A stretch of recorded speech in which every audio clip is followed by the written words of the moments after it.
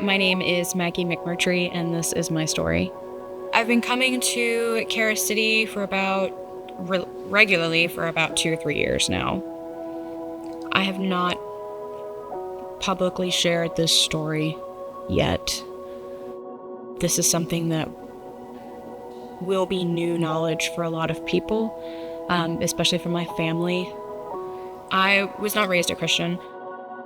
2/3 of the way through my freshman year, I was assaulted by somebody that I thought I could trust. And it left quite a stain on me that I spent quite a few years having to pick apart. I was in a sorority. I was really happy on the outside, and I tried to present that to the world around me. But on the inside, I felt dead. It kind of all culminated in, I can remember very clearly, the spring of 2018.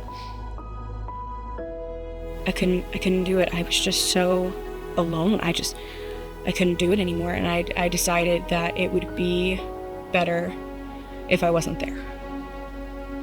And so I took a couple bottles of over-the-counter sleeping medicine, hoping that would end my life. I ended up getting really sick and made me sick to my stomach, and that's probably what saved my life. Not dying didn't make the feeling of wanting to die go away. I still felt like that. I woke up one night and I just really felt the urge to drive away. And I got in my car and I pulled over at this old Baptist church that I had never been to before. I just felt a calling there. And I stopped and opened my sunroof. And I just remember asking, why?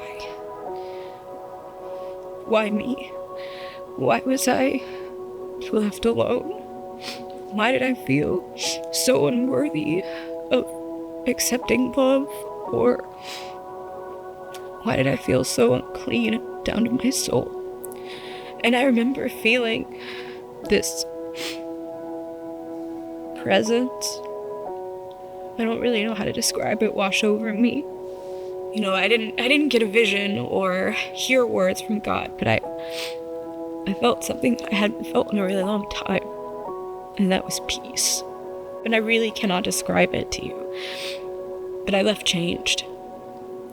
After a few months, I ended up finding a church, and I found a community there, but more importantly, I found Jesus there. God's people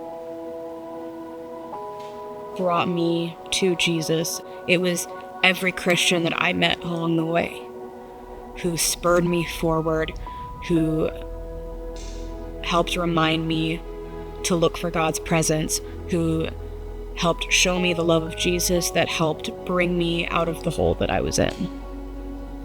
Jesus was with me every step of the way.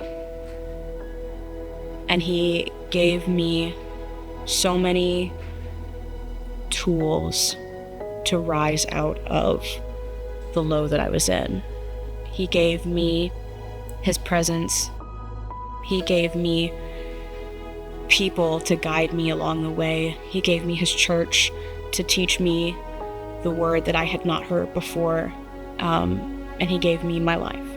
Maybe 2 months ago, I received what I felt like was a mission from God, pushing me towards a worship ministry.